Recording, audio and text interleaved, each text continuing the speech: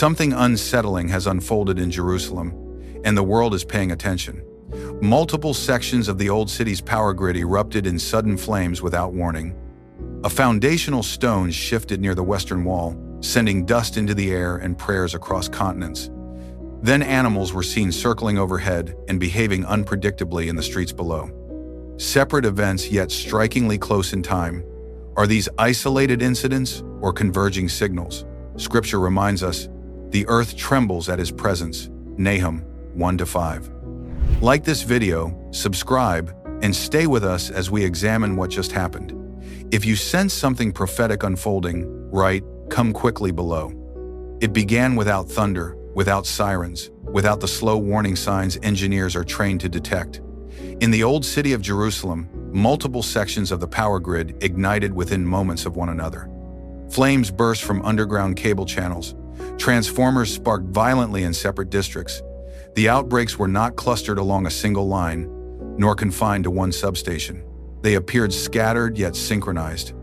Security footage shows a sudden flash beneath a stone walkway, followed by a sharp plume of smoke rising between ancient walls. Seconds later, another flare erupted blocks away. Then another. Crews responding to the first report were redirected almost immediately to additional ignition points. The pattern did not resemble a cascading overload. It resembled isolated triggers, firing at nearly the same time. Officials confirmed there was no lightning strike in the area. Weather conditions were stable. No severe heat waves stressed the grid that evening. Monitoring systems recorded no advance overload warnings, no surge alerts, no abnormal spike in demand. The city's electrical load remained within expected range. Engineers examined the damaged transformers. Some displayed internal burn signatures consistent with sudden high-voltage discharge. Others showed damage from beneath as if heat originated in buried lines before traveling upward. Yet inspection teams found no clear external interference, no sign of sabotage, no evidence of coordinated tampering. Within minutes, firefighters contained the visible flames.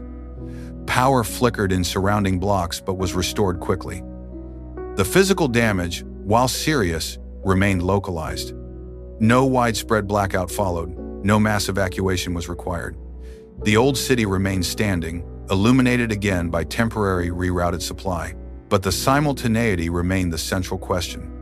Infrastructure stress was cited as a possible factor. Jerusalem's grid includes older segments integrated with modern upgrades. Aging insulation, moisture intrusion, and long-term thermal fatigue can weaken buried systems over decades.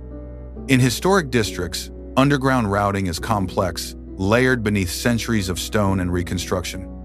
Small faults can remain undetected until failure occurs. Yet infrastructure stress alone rarely produces ignition in multiple, non-adjacent zones within the same narrow window. Investigators are analyzing voltage logs, grounding stability, and substation telemetry. Early data shows brief irregular pulses preceding the fires, not large enough to trigger automatic shutdown, but unusual enough to be flagged. Whether those pulses were cause or effect remains under review. Witnesses describe the fires as brief but intense. Blue-white flashes lit alleyways normally dim at night. A smell of scorched insulation lingered in the air. For several seconds, ancient limestone reflected modern flame. Then it was over. Jerusalem did not plunge into chaos. It absorbed the shock and stabilized. Yet the image remains, fire rising from beneath one of the most historically charged cities on Earth, without storm, without warning, without confirmed cause. Authorities continue to emphasize caution against speculation. Technical review is ongoing, repairs are underway. Official statements remain measured. Still, the sequence has been recorded. Multiple ignition points, no lightning, no overload alert, no confirmed trigger. For behold, the Lord will come with fire. Isaiah 66-15. The verse does not explain circuitry. It does not diagnose transformers. It simply reminds observers that fire has always commanded attention. In Jerusalem, it did so again. The fire had barely been extinguished when the stone moved. Near the Western Wall Plaza in Jerusalem, a foundational section of ancient limestone loosened and partially broke free. It was not a dramatic collapse. There was no cascading failure, no widespread structural compromise, but a visible segment shifted, sending smaller stones downward before one heavier block separated from its seated position. Dust lifted into the air. Conversations stopped. Cameras turned. Engineers were on site quickly. Their assessment was measured. The western wall is constructed from massive limestone blocks layered across centuries. Though durable, limestone is vulnerable to microfractures caused by long-term moisture expansion, thermal cycling, and structural pressure redistribution. Tiny internal cracks can develop invisibly over time. A subtle shift in load-bearing alignment, even a minor one, can allow gravity to complete what age has already prepared. The explanation was technically sound. Moisture infiltration from seasonal rain can seep into porous stone, expanding and contracting with temperature changes. Over decades, even microscopic stress lines widen. Add the vibrations of modern foot traffic, nearby infrastructure work, and natural settling beneath an ancient city, and gradual weakening becomes inevitable. From an engineering standpoint, the fracture was plausible, yet location changed perception. The damage was not scattered randomly across the old city. It occurred in one of the most symbolically sacred corridors of Jerusalem, a place where millions gather annually in prayer. The Western Wall is not just architecture, it is continuity. It represents survival through conquest, exile, and reconstruction. Even a minor structural shift in that space carries weight beyond physics. Within minutes of footage spreading online, prayer gatherings formed across continents.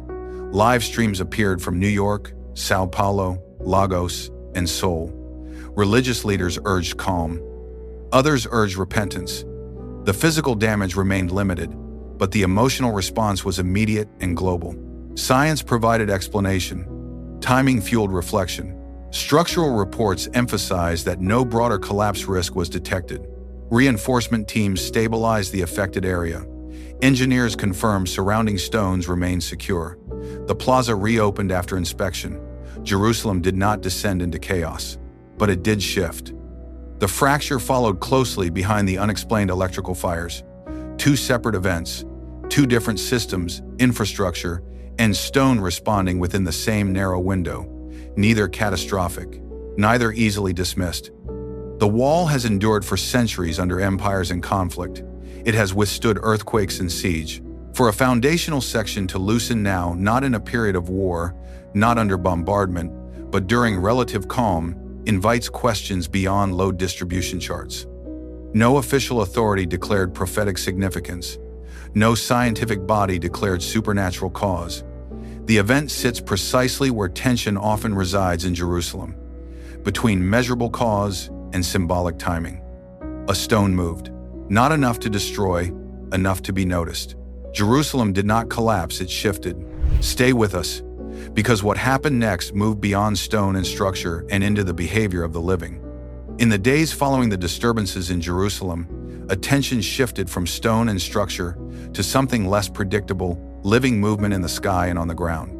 Flocks of birds were seen circling tightly above sections of the old city and surrounding districts. The formations were unusually compact, rotating in controlled loops rather than dispersing naturally. Witnesses described the motion as repetitive and concentrated, not migratory. The birds did not scatter when disturbed. They maintained their circular patterns for extended intervals before abruptly breaking apart and vanishing toward the horizon. At street level, behavioral changes were also reported. Livestock in nearby agricultural zones outside Jerusalem showed signs of agitation. Animals that typically remain calm in routine conditions were restless, shifting weight, vocalizing more frequently, and reacting to stimuli that normally would not trigger alarm. Shepherds described sudden tension within herds without visible predator presence. Stray animals within the city presented similar irregularities. Dogs barked continuously in certain neighborhoods without identifiable provocation. In several isolated incidents, animals lunged unexpectedly at pedestrians. These were not coordinated attacks nor widespread outbreaks of violence. They were brief, unpredictable reactions that authorities later categorized as isolated behavioral anomalies. No confirmed disease outbreak was reported. Veterinarians examined several of the animals involved. Initial assessments ruled out rabies, infection, and common neurological disorders. Some specialists suggested environmental factors, subtle shifts in atmospheric pressure, low-frequency vibrations, or electromagnetic fluctuations can affect animal perception more acutely than human senses. Animals often detect changes in their surroundings before measurable data registers on instruments. Historically, unusual animal behavior has preceded natural disturbances such as earthquakes or severe weather shifts. Birds may alter flight paths in response to pressure gradients. Livestock can react to inaudible ground vibrations. Dogs may respond to frequencies beyond the human hearing range. These explanations remain within scientific possibility. Yet timing again complicates the narrative. The circling flocks were documented within the same compressed window as the electrical fires and the Western Wall fracture. The agitation did not extend across the entire region, but appeared concentrated in and around Jerusalem. The episodes were brief. They did not escalate into citywide panic. They emerged, intensified, and then subsided. The behavior did not confirm catastrophe. It suggested sensitivity. Jerusalem is a city layered not only with stone but with memory. When animals react in ways that defy immediate clarity, observers look for pattern. Is it environmental, geological, atmospheric, or coincidence magnified by heightened awareness? Ancient texts record similar imagery in moments of crisis. The beasts of the field cry out, Joel 1:20. The verse speaks of drought and upheaval, of creation responding to disruption. It does not diagnose causes, it describes reaction. In Jerusalem, the animals reacted. Whether to subtle environmental change or something still being measured, their behavior became part of a sequence that continues to unfold, not with spectacle, but with signals that resist easy dismissal. After the movement in the sky and the unrest among animals, the atmosphere over Jerusalem shifted again. Without gradual seasonal buildup, a sudden snowfall descended over parts of the city. Jerusalem is no stranger to winter snow, but this event arrived unexpectedly, without extended forecasts predicting significant accumulation. Within a short span of time, rooftops, stone pathways, and ancient walls were coated in white. The old city's limestone corridors reflected the pale layer, creating an eerie stillness across normally crowded streets. At first glance, it appeared ordinary. But what drew attention was what happened next. Residents attempting to clear small patches of snow reported something unusual. When exposed to direct flame from lighters or small torches, sections of the snow did not melt into clear water as expected. Instead, they darkened rapidly, turning black before dissipating. In some areas, a faint ash-like residue remained on the surface beneath. Videos of the phenomenon spread quickly across social platforms, amplifying concern. Witnesses described the residue as thin, powdery, and darker than the surrounding stone. Some compared it to soot. Others suggested contamination carried within the snow itself. Samples were collected by local authorities for laboratory testing. Early assessments from meteorologists pointed toward atmospheric particulate contamination, possibly industrial pollutants or airborne dust drawn into upper-level cloud formations before precipitation. Snow can trap particles suspended in the air. Under certain conditions, combustion against those particles can produce discoloration. The explanation is scientifically plausible. Urban environments, even those rich in ancient architecture like Jerusalem, are not immune to air pollution. Winds from distant regions can transport fine debris thousands of miles before deposition, yet perception once again exceeded explanation. The visual contrast, white snow darkening into black, carried symbolic weight in a city already under global attention. Social media feeds filled with slowed-down footage and commentary. Some interpreted it as environmental warning, others framed it within spiritual narrative. The compression of events, fires, stone fracture, animal agitation, and now blackened snow created a pattern difficult to ignore. Authorities urged calm. Meteorological agencies continued analysis. No hazardous chemical agents were confirmed. The snowfall melted within hours as temperatures rose. Streets returned to normal. The residue, where present, was minimal. Jerusalem did not freeze under crisis. It absorbed another anomaly. What matters is not spectacle, but sequence. If you're following this investigation closely, like this video, comment your thoughts, subscribe, and stay with us. Because the sky was not finished yet. The snowfall had barely melted when the sky over Jerusalem shifted again. Without the gradual formation of a visible storm front, a concentrated hail cell developed directly above sections of the city. There was no extended radar warning of a large thunder system advancing from the west. No rolling wall of dark clouds crept across the horizon. Instead, the disturbance appeared abruptly, releasing a barrage of hail over selected corridors before dissipating just as quickly. Witnesses described the hailstones as jagged and unusually dense. They struck rooftops, vehicles, and ancient limestone pathways with explosive force. In the Mount of Olives area, several olive trees sustained visible damage, branches split, leaves shredded, bark scarred by repeated vertical impact. Stone walkways showed fresh surface chipping consistent with concentrated downward strikes. The storm did not sweep uniformly across the entire metropolitan area. Adjacent districts reported lighter precipitation or none at all. Damage patterns appeared focused rather than scattered. In certain blocks, the sound of impact was deafening, thousands of sharp collisions echoing through narrow stone corridors. Only a few streets away, conditions were comparatively mild. The hail lasted minutes, then it stopped. Cloud cover thinned rapidly, light returned, the sky cleared as though nothing had formed. There was no trailing rain system drifting eastward. No extended thunder sequence followed. The event existed within a tight window, intense and localized. Simultaneously, minor electrical irregularities were recorded. Lights flickered briefly in multiple neighborhoods. GPS signals momentarily drifted before recalibrating. Several surveillance cameras experienced short bursts of static during the heaviest phase of the hail. Pilots in nearby airspace logged temporary instrument inconsistencies, though no significant solar activity or geomagnetic storm was detected at the time. Meteorologists reviewed atmospheric data closely. Large hail typically forms within sustained thunderstorm systems, driven by strong updrafts capable of lifting moisture repeatedly through freezing layers. Such systems are usually visible and traceable on radar well before impact. In this case, data showed instability, but not the kind commonly associated with significant hail production of that size and concentration. One possibility cited was microcell formation, highly localized atmospheric instability that can intensify rapidly under specific temperature gradients. Another theory involved upper-level wind shear interacting with lingering particulate matter from earlier disturbances. Both remain under evaluation. Still, the pattern remains difficult to ignore. Fires beneath the city, stones shifting at the wall, animals reacting, snow darkening. Now hail striking with focused precision. Each element has potential scientific explanation. Each event falls within the boundaries of natural phenomena, yet their compression within a narrow period over Jerusalem continues to draw scrutiny. Ancient texts have long associated hail with moments of decisive intervention. The Lord sent thunder and hail, Exodus 9:23. The verse speaks of intensity, of sky responding with force. It does not predict timing.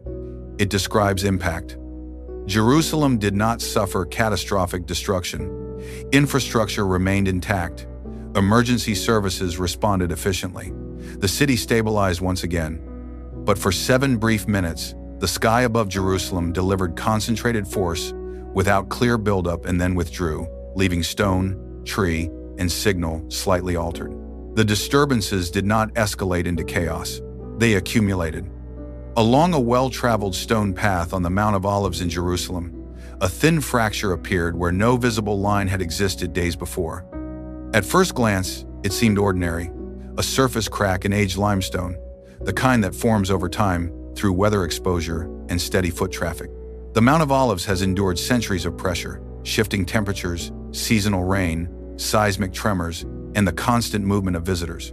Minor surface damage is not unusual, but this line did not behave like routine erosion. The fracture traced a deliberate east-west direction across the walkway. It did not branch irregularly. It did not crumble outward, unpredictably. Instead, it extended gradually, maintaining a consistent alignment.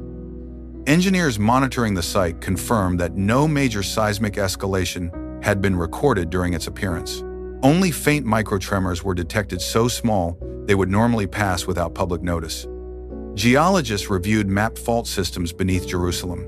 The region lies near the Dead Sea Transform Fault Corridor, an active tectonic boundary responsible for historical earthquakes. Yet this crack did not align cleanly with primary mapped fault lines, nor did it coincide with excavation work, underground construction, or heavy equipment vibration. Survey teams examined the interior surfaces of the fracture. The edges appeared relatively smooth rather than jagged, suggesting controlled tension release rather than violent rupture. In several segments, the gap was narrow but precise, as if stress had been building quietly within layered limestone before finding a path of least resistance. Engineers labeled it surface tension release, a natural adjustment within aging rock strata. Over time, thermal expansion and contraction, moisture infiltration, and subtle ground settling can accumulate stress. When that stress surpasses the holding strength of the stone, a fracture can form without dramatic shaking. From a structural standpoint, the explanation was measured and reasonable. Authorities did not declare structural danger. The area remained open. Monitoring instruments were installed to track any widening or directional change. No landslide risk was identified. The Mount of Olives did not split apart. It simply marked itself. Yet geography carries weight in Jerusalem. The Mount of Olives stands directly east of the Temple Mount, separated by a narrow valley. It has long been associated with historical and religious narratives.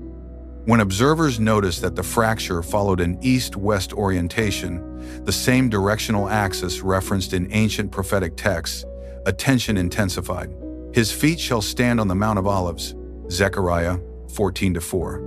The verse describes division along an east-west line. It is concise, geographic, and specific. The present fracture does not fulfill that description. It is neither wide nor catastrophic.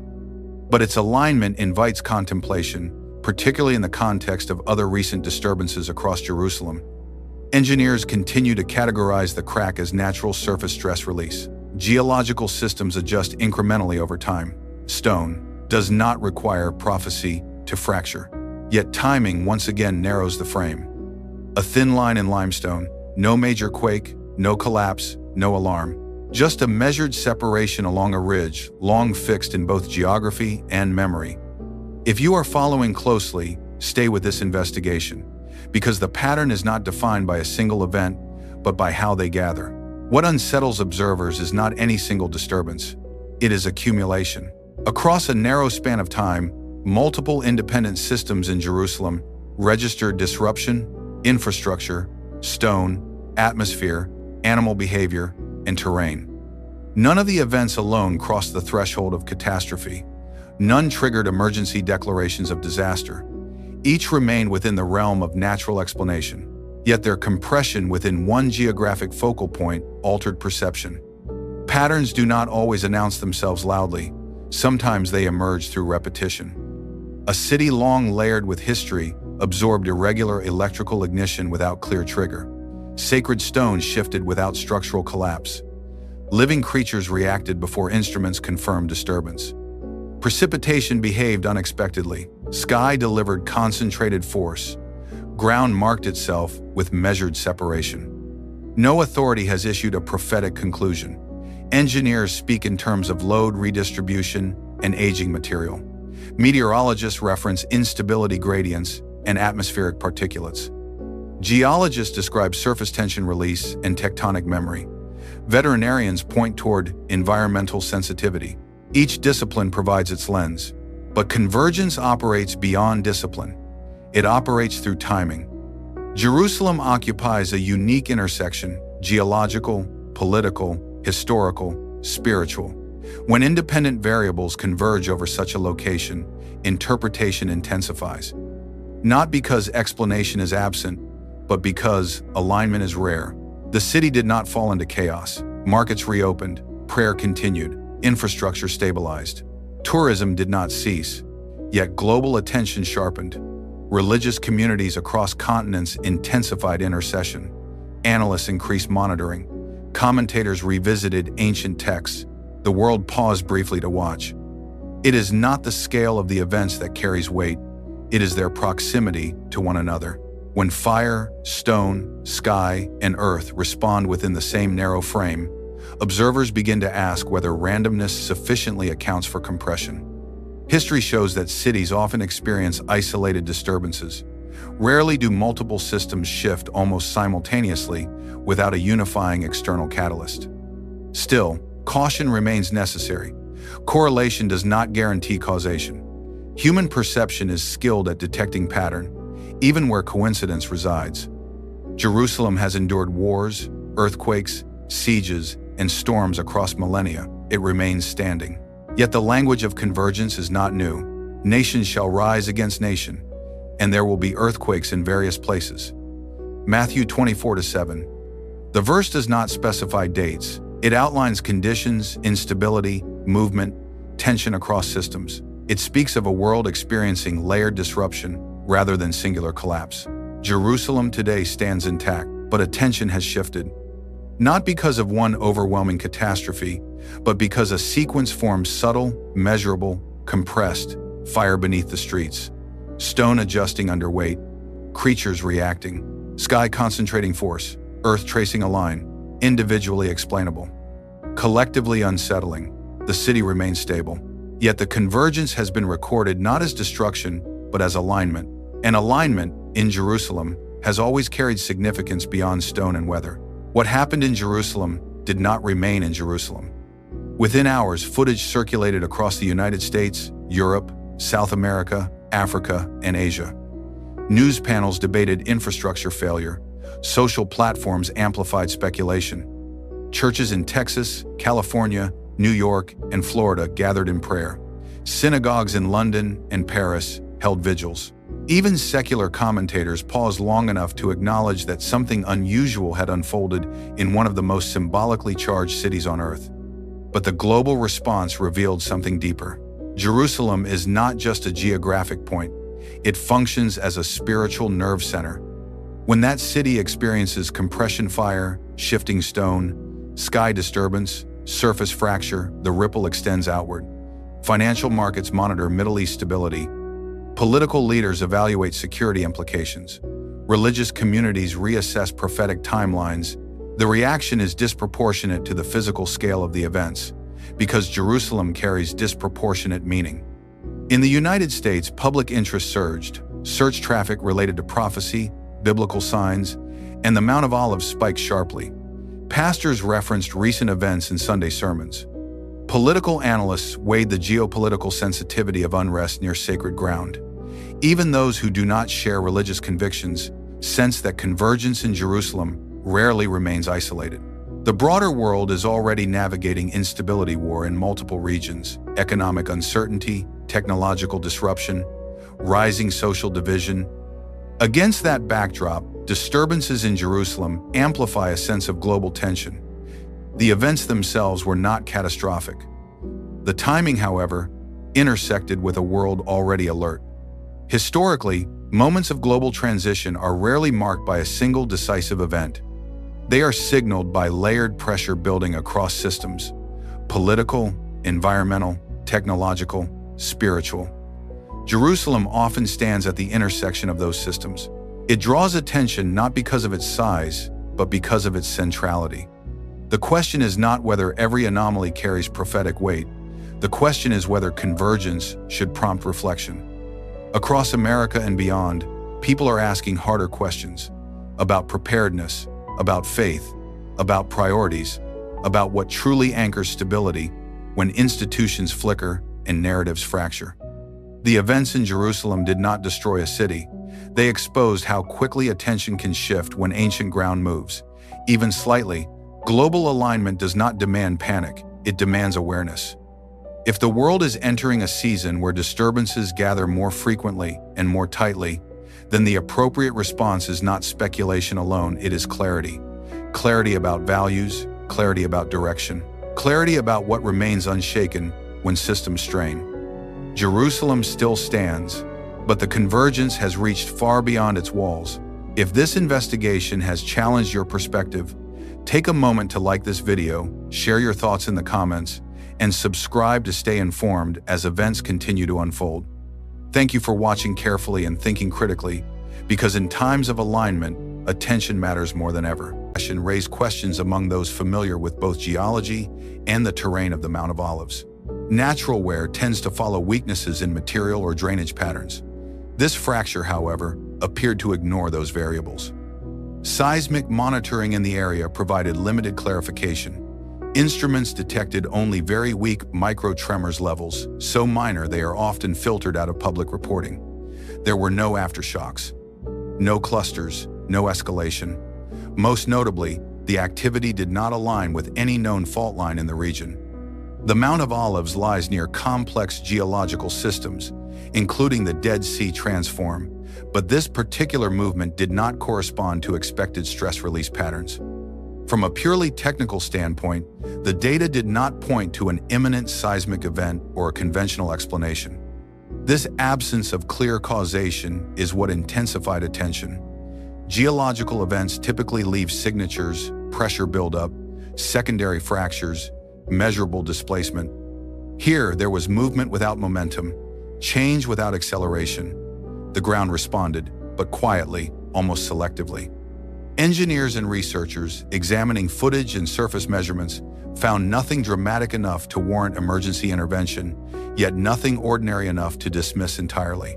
It is within this uncertainty that Scripture entered the discussion. Some observers noted that the directional alignment of the crack mirrored a description found in Book of Zechariah 14:4, which speaks of a future moment when the Mount of Olives is affected along an east-west line. Importantly, those referencing the passage stopped short of making claims that the mountain is splitting or that prophecy is being fulfilled in a literal sense. The comparison was raised cautiously as an observation of alignment rather than a declaration of outcome. This distinction matters. The presence of a visual parallel does not equal confirmation. Scripture itself does not encourage impulsive conclusions, and neither does responsible observation. What stands out is not the crack alone, but its characteristics: gradual expansion, consistent direction, minimal seismic accompaniment, and proximity to historically significant terrain. Each element on its own might be unremarkable. Together, they form a pattern that resists easy categorization. For now, the crack remains under watch. No evacuation orders, no official warnings. Life continues along the Mount of Olives as usual, yet attention has shifted. The ground has not broken open, but confidence in simple explanations has.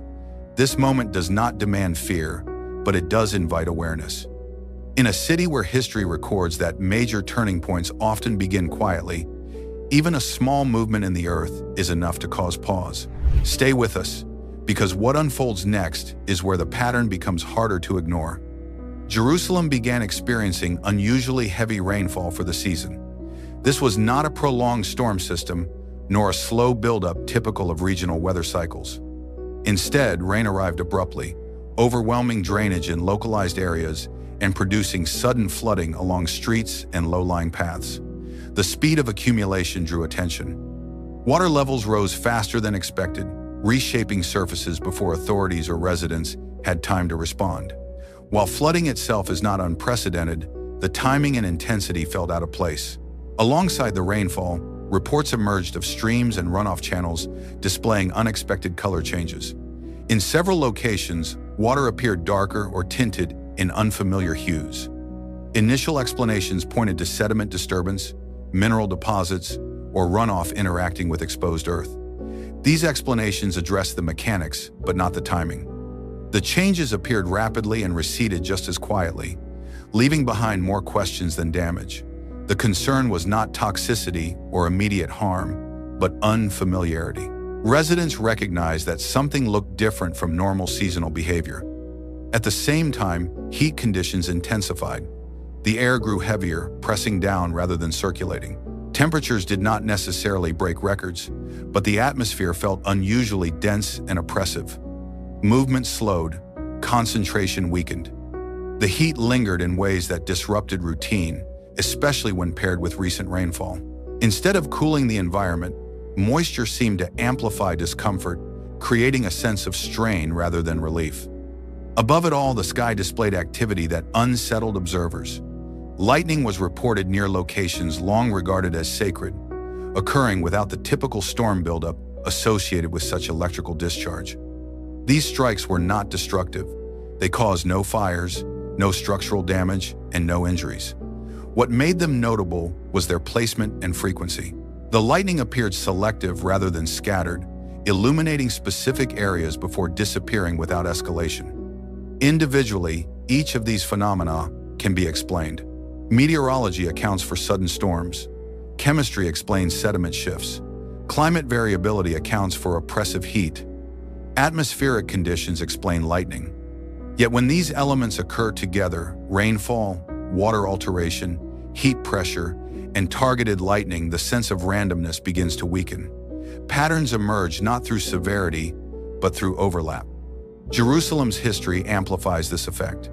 In most cities, such conditions would pass with little reflection. Here, they accumulate meaning. Water, heat, and sky responding together alters perception. People do not panic, but they notice. They slow down. They begin asking not what happened, but why these responses are arriving together. This convergence does not announce disaster. It announces tension. And in a city where even subtle shifts have carried historical weight, that tension is enough to hold attention, because once the elements begin responding together, the question is no longer whether something is happening, but what it may be leading toward. Reports from Jerusalem did not describe ordinary cloud patterns. Multiple videos captured figures in the sky repeatedly resembling angels, arranged in formation rather than scattered. Some shapes appeared winged. Others stood upright, aligned as if advancing together. In several frames, viewers pointed to outlines resembling angelic riders, giving the impression of an organized heavenly force rather than random vapor. What intensified attention was repetition. These were not single sightings. Angelic shapes appeared again and again, across different recordings, angles, and moments. Some viewers described the figures as luminous. Others said the formations resembled a heavenly army riding forward, not drifting with the wind. The clouds held their shape longer than expected, maintaining spacing and structure before slowly fading. In numerous reports, witnesses described clouds forming into what they identified as the image of the Lord. A single dominant figure appeared clearly against the sky, distinct from surrounding cloud layers. The form did not scatter or dissolve immediately. It emerged, held its shape long enough to be recognized, and then slowly faded. Similar descriptions were reported independently by different observers, suggesting repetition rather than coincidence. Meteorologists suggested rare atmospheric conditions or optical illusion. Skeptics raised concerns about AI manipulation. Yet no confirmed explanation resolved why angel-like figures and Christ-like imagery appeared with such clarity and coordination. The debate remained open, divided between technology and atmosphere, with neither side providing closure. As discussion grew, one verse resurfaced repeatedly, unchanged for centuries. The armies of heaven were following him, riding on white horses and dressed in fine linen, white and clean. Revelation 19:14. Those referencing this passage avoided declarations. No one claimed fulfillment. The comparison was visual: angels, order, a leading figure, movement. These elements echoed what many believed they saw in the sky. The verse served as a reference point, not a verdict. The question was not whether angels or the Lord had appeared, but why such imagery appeared now, over Jerusalem, during a period already marked by geological and atmospheric disturbance. In this city, symbolism carries weight. Angels in the sky are not easily dismissed. As investigations shifted beneath the surface, a discovery quietly redirected attention to what lies hidden below Jerusalem. Using ground-penetrating radar combined with AI-assisted pattern analysis, researchers identified a rectangular, symmetrical chamber beneath the Mount of Olives. Its geometry immediately drew notice. Natural cavities rarely form with such precision, and known archaeological structures in this area follow irregular layouts shaped by terrain and historical layering. This chamber, by contrast, appeared deliberate, measured, balanced, and intentionally placed. What intensified scrutiny was not only the shape, but the orientation. Analysis showed the structure aligned directly toward the Golden Gate on Jerusalem's eastern wall. This alignment was exact, not approximate. It followed a clear axis, suggesting design rather than coincidence. Archaeologists reviewing the data confirmed that no cataloged structure beneath the Mount of Olives matches this configuration. It does not resemble burial caves, water channels, defensive works, or known Second Temple period construction. Its function remains unidentified. Further scans introduced another layer of uncertainty. Imaging detected markings along interior surfaces consistent with ancient Hebrew script. These inscriptions were identified through remote sensing only. No excavation has taken place. The text has not been physically accessed, translated, or dated. Its age, origin, and purpose remain unknown. Scholars caution against premature conclusions, noting that script-like patterns alone cannot confirm authorship or historical context without direct examination. Even so, the presence of structured writing within an undocumented underground chamber raises questions that cannot be dismissed easily. What elevated interest beyond archaeology was the chamber's geographic and symbolic placement. The Mount of Olives has long functioned as more than terrain. It is layered with historical, religious, and cultural meaning. The precise alignment toward the eastern gate, long sealed and closely monitored, introduced a convergence of location, orientation, and discovery that many found difficult to ignore. Observers emphasize that the significance lies not in proof, but in proximity. Modern technology revealing structures that appear deliberately positioned within sacred geography. Importantly, no excavation has been approved. The chamber remains sealed and untouched. Authorities have issued no statements confirming its purpose, origin, or significance. There have been no public denials either. This absence of official clarification has amplified speculation. In Jerusalem, silence often carries weight. What remains hidden can draw as much attention as what is revealed, especially when discovery precedes explanation. Researchers stress restraint. Ground-penetrating radar and AI analysis reveal patterns, not intentions. Alignment alone does not establish meaning. In a city layered with thousands of years of construction, destruction, and rebuilding, caution is essential. Yet caution does not erase curiosity. The chamber's symmetry, orientation, and markings form a combination that resists easy categorization. This moment offers no conclusions. It offers context. Ancient geography, sealed structures, and advanced detection methods intersect without explanation. Technology has exposed something previously unseen, but not yet understood. The chamber remains closed. Its inscriptions remain unread. Its purpose remains unanswered. For now, the discovery stands as another element within a broader pattern, quiet, measured, and unresolved. If this development holds your attention, tap like, share your thoughts in the comments, subscribe to the channel, and continue with us as the larger picture continues to take shape. It did not begin with shaking ground or visible damage. It began with sound. A sharp, metallic tone echoed briefly near sections of ancient stonework, clear enough to be noticed, short enough to defy capture at first. Witnesses described it as trumpet-like, not musical, not mechanical, but resonant, as if the stone itself were responding under pressure. The sound did not repeat on command. It appeared, vanished, and left behind unease rather than evidence. What made the reports difficult to dismiss was what investigators did not find. There was no mechanical contact, no drilling, no nearby machinery, no construction activity. Vibration sensors placed in the area detected brief, localized movement within the stone itself, but without any identifiable external source. The readings did not propagate outward as seismic waves typically do. They appeared confined, contained, and selective. Acoustic specialists reviewing the data noted that stone can resonate under specific conditions, particularly when internal stress is released. Yet such resonance usually requires a trigger pressure changes, sustained vibration, or mechanical force. None were present. The tones were not continuous. They did not build. They did not follow environmental shifts like wind or temperature fluctuations. They appeared abruptly, then ceased, leaving instruments with incomplete patterns. The stones involved were not random. They were ancient, heavily weathered, and long embedded in sacred terrain. These stones have endured centuries of foot traffic, environmental stress, and historical upheaval without recorded acoustic response. That history matters. When something changes after remaining silent for so long, attention sharpens. The question is no longer whether stone can resonate, but why it would do so now, under these specific conditions. As recordings circulated and analysis continued, A verse from Book of Luke surfaced, one that has existed unchanged for nearly 2,000 years. "I tell you," he replied, "if they keep silent, the stones will cry out." Luke 19:40. Those referencing the passage did so cautiously. No claim was made that the stones were fulfilling prophecy or communicating a message.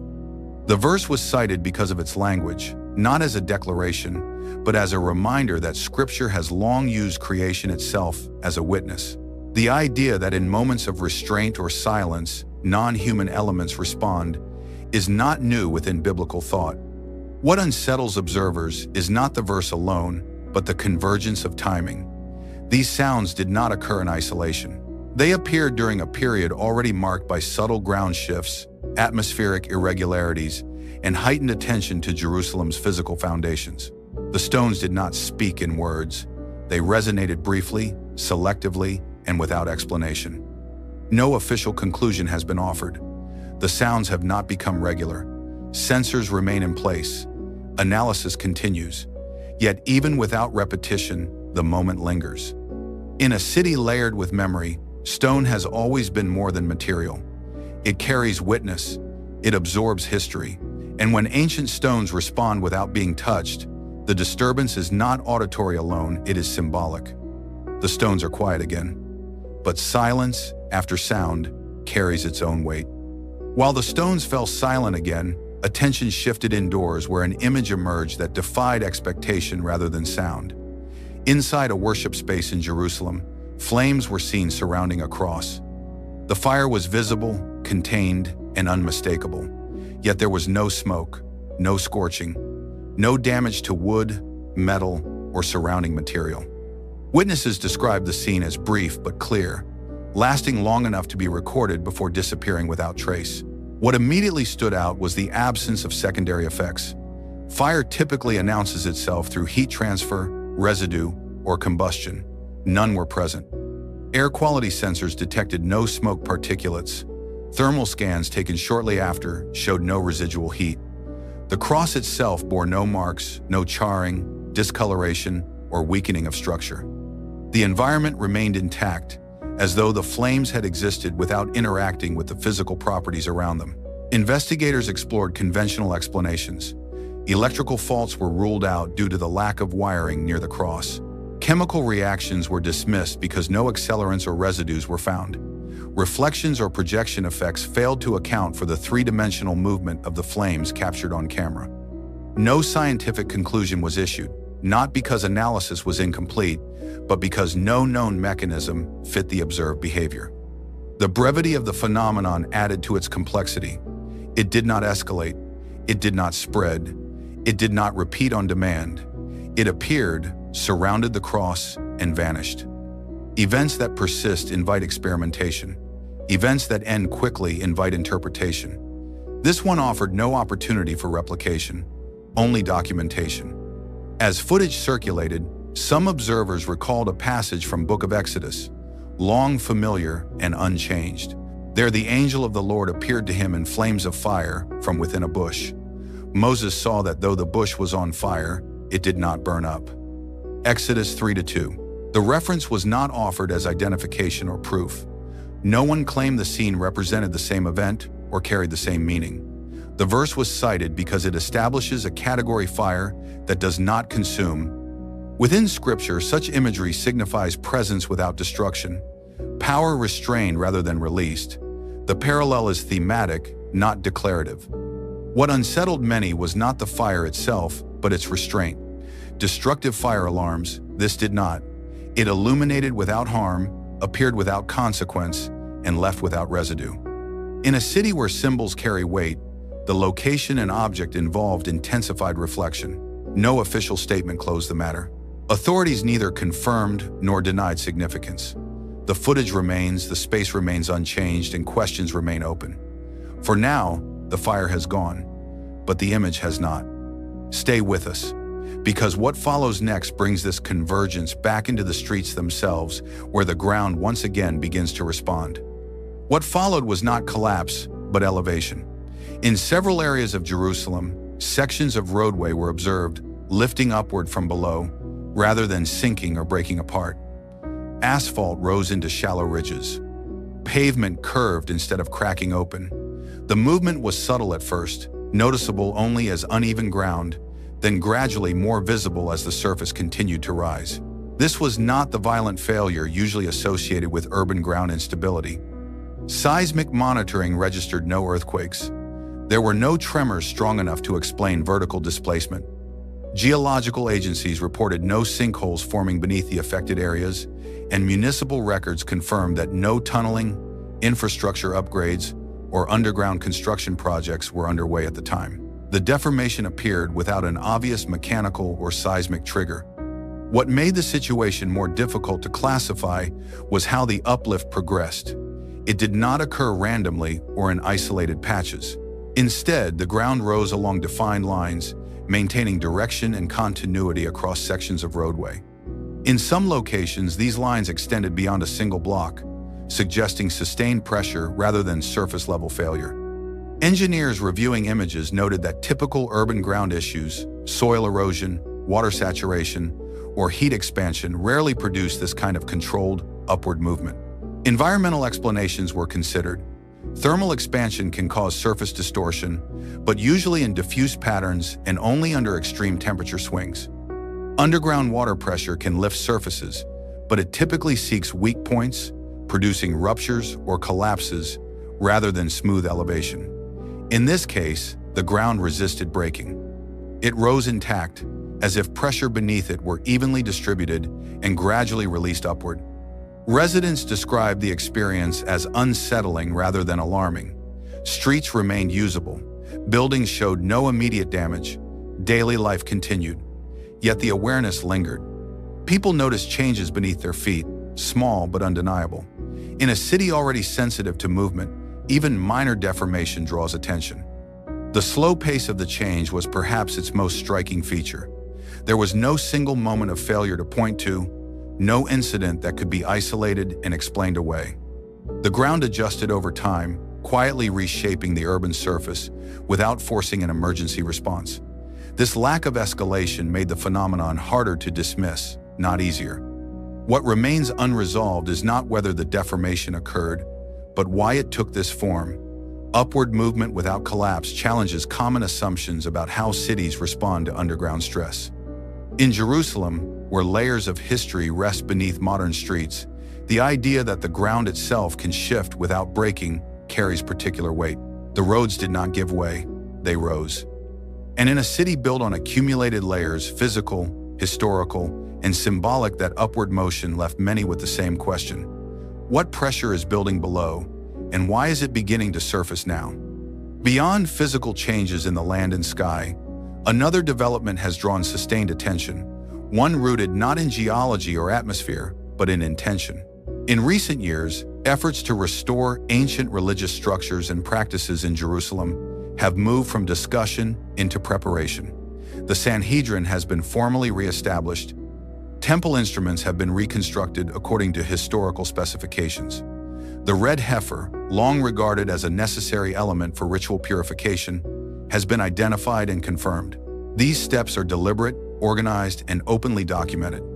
What makes these developments notable is not their existence alone, but their timing.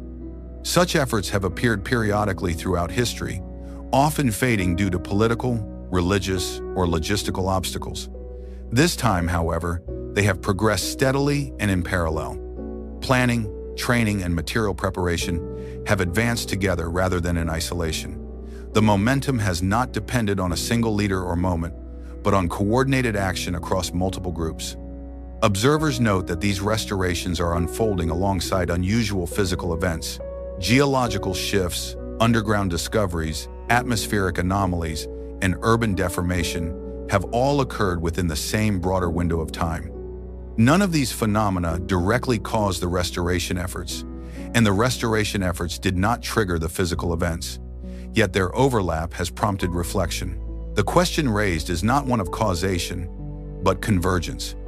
In biblical tradition, ritual restoration often appears during periods of transition rather than stability.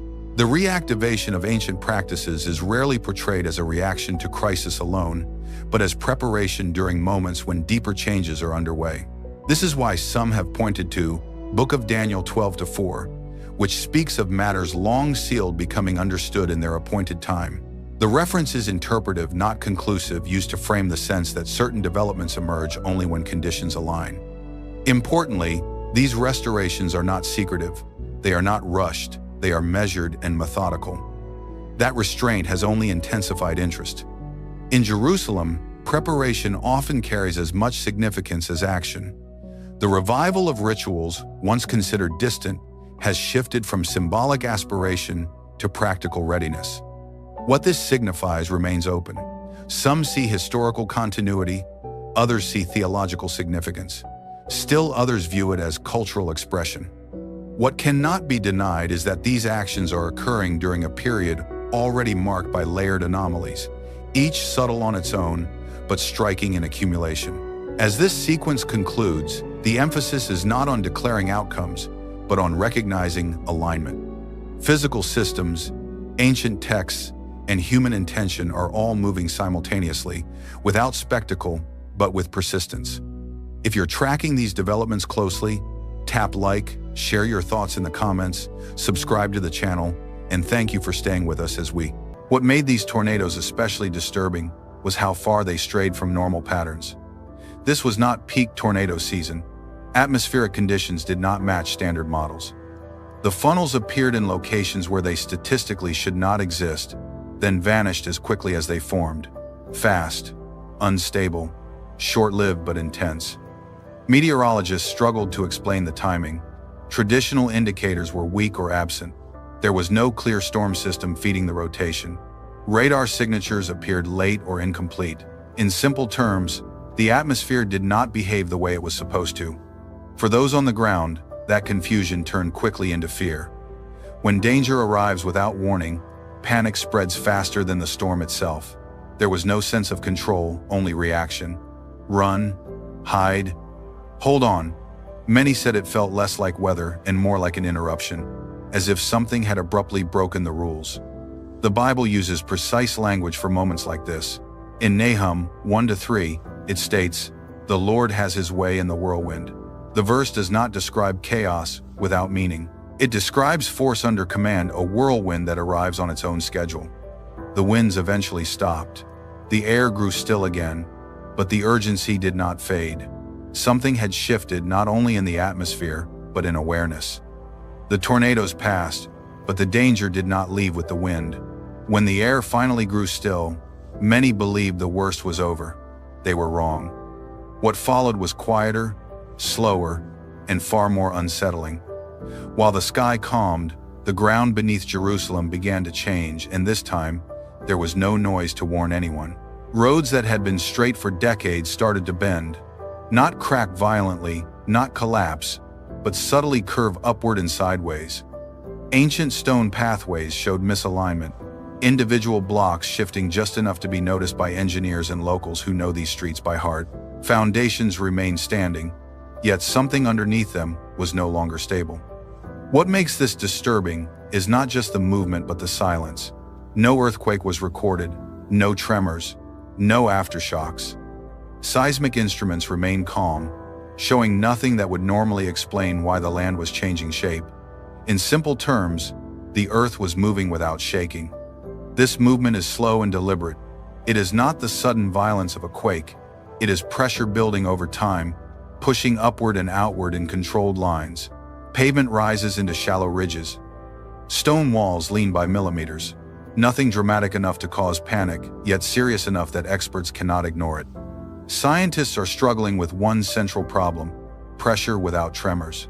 Normally, when stress builds beneath the ground, it releases through shaking. That is how the earth relieves itself. But here, the pressure appears to be redistributing instead of releasing.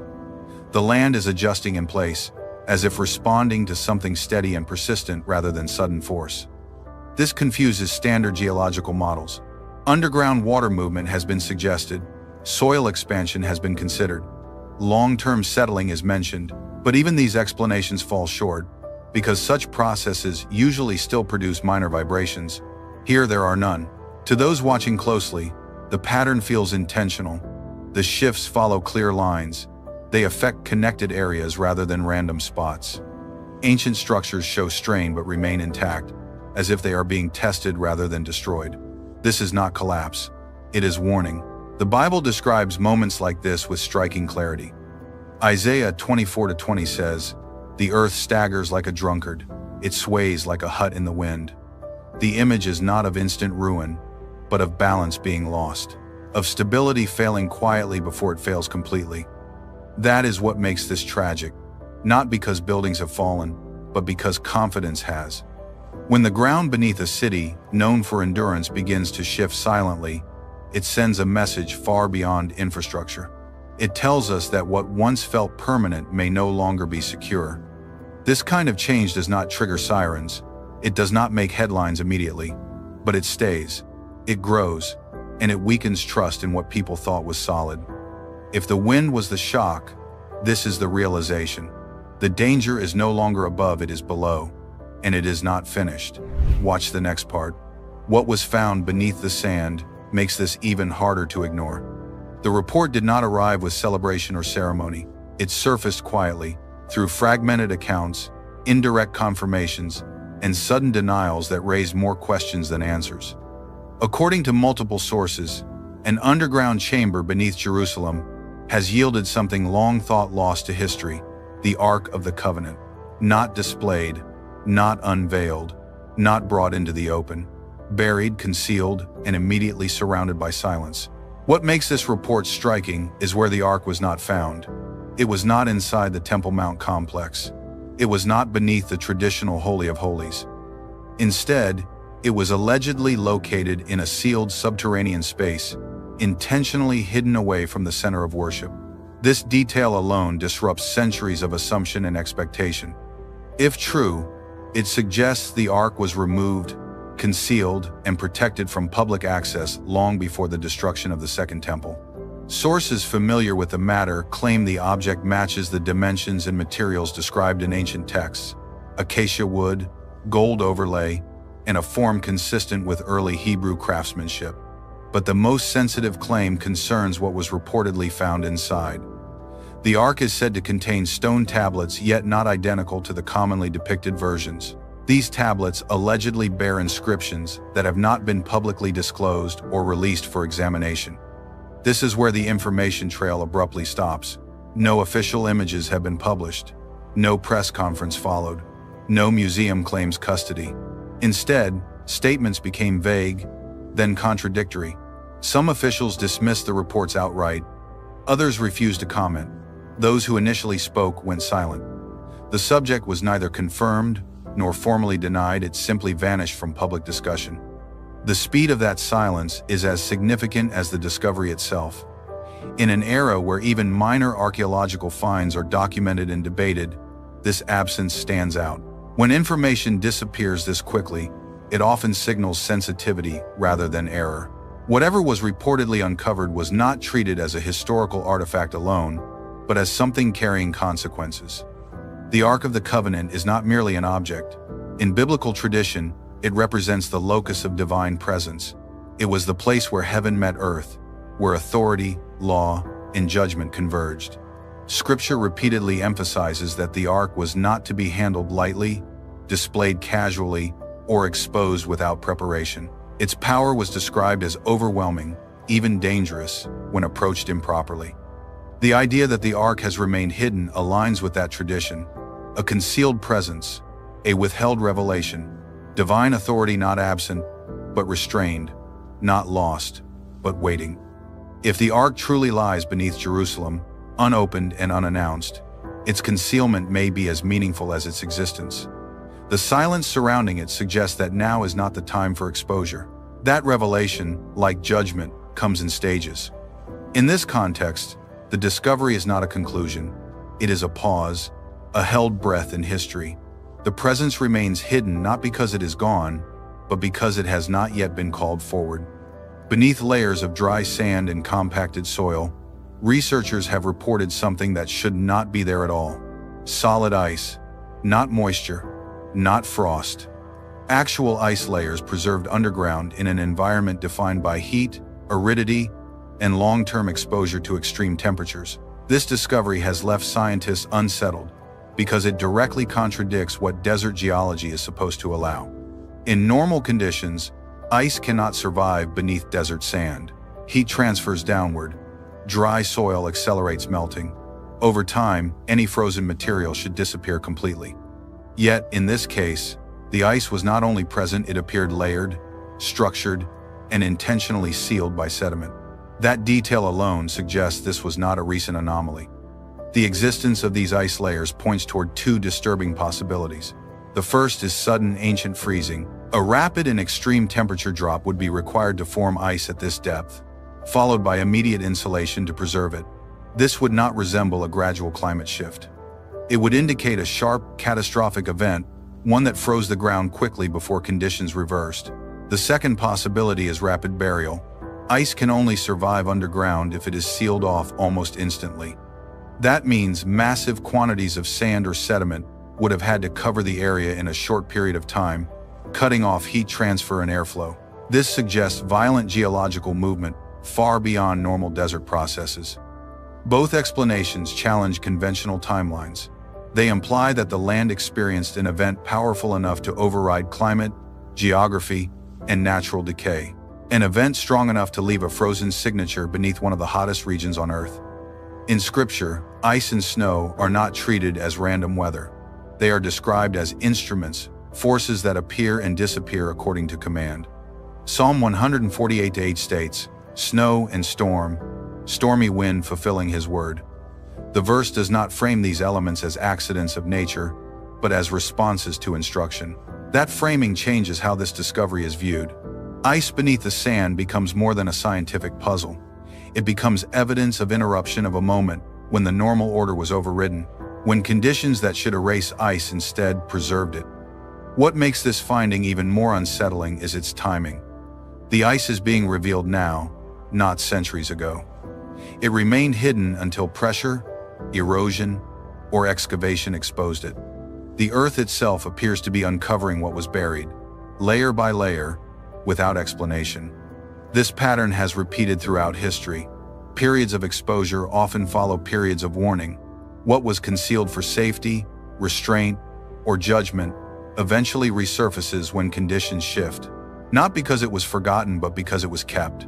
Ice beneath sand is a contradiction, a reminder that the ground remembers things the surface does not. And when those memories emerge, they do so without permission or announcement. The question is no longer how the ice formed.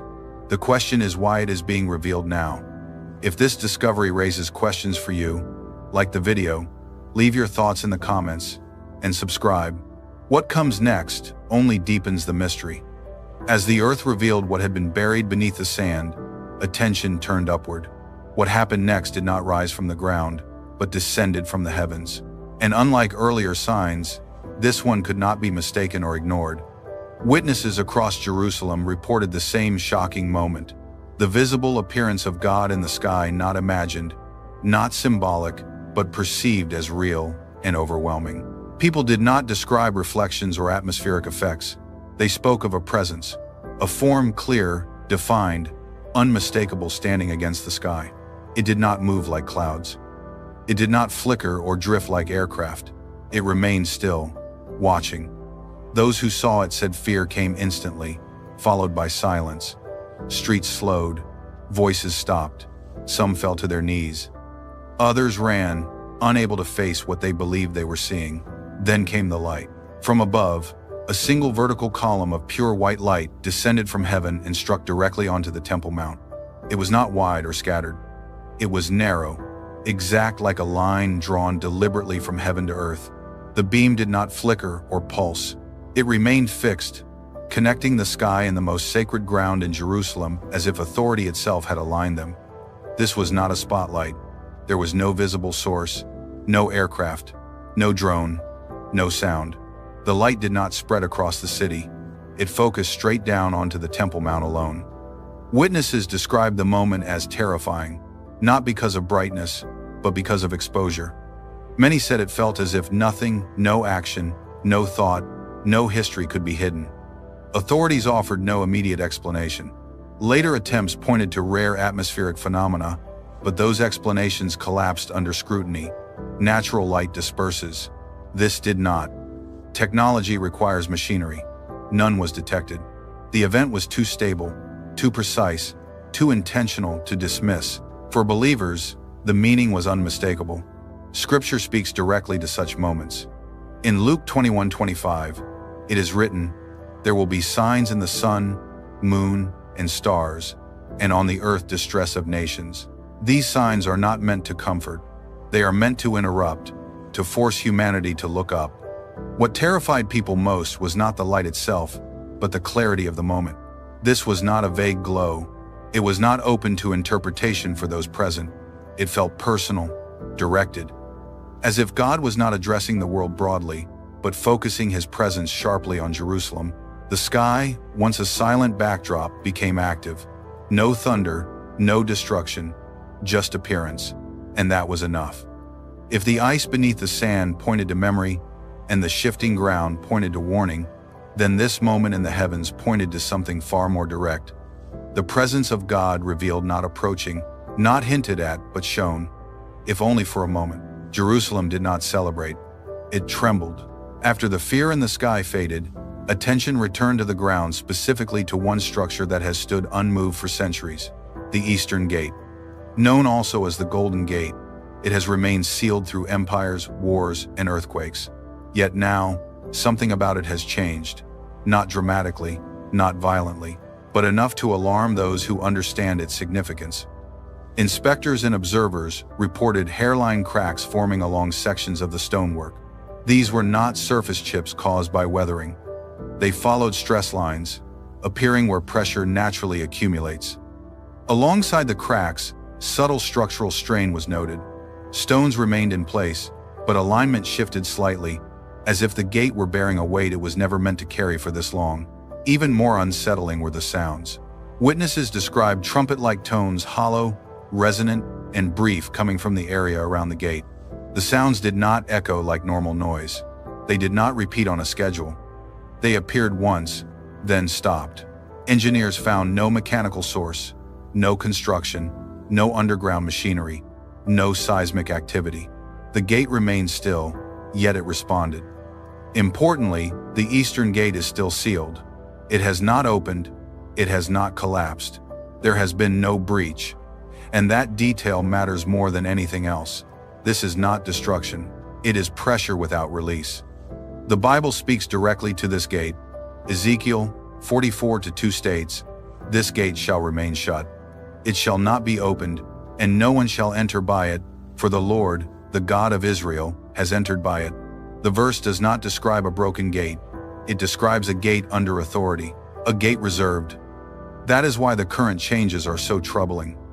The gate is not failing, but it is responding. Centuries of silence have given way to strain, not because time finally won, but because something is testing what has long been held closed. Those watching closely say the gate looks as if it is being examined rather than attacked. No force trying to tear it open, no hands pushing from outside, just sustained pressure waiting. In biblical patterns, moments like this often come before transition, before revelation, before arrival. Gates do not open suddenly without cause. They hold until the moment they are meant to yield. Jerusalem has seen walls fall before. This is different. Nothing has fallen, yet confidence is cracking. If the sky revealed presence, and the ground revealed memory, then the Eastern Gate reveals expectation, strained, silent, and unresolved. Watch the next part. What begins to surface next shifts this from warning to preparation. While visible signs unsettled the public, another development advanced quietly, almost deliberately, beyond public attention. These were not natural phenomena, but human actions organized, calculated, and deeply rooted in ancient law. Preparations long thought symbolic began moving into practical reality. Activity connected to the Sanhedrin has resumed with renewed purpose. This is not casual discussion or theological debate. Meetings are being held. Legal frameworks are being revisited. Statements are issued with careful wording. The focus is clear: restoring the conditions required for temple service. What was once theoretical has entered a stage of readiness. Alongside this, temple instruments have been prepared. Sacred vessels described in Scripture, crafted according to precise specifications, are no longer concepts or sketches. They exist. Trumpets, altars, and ritual tools have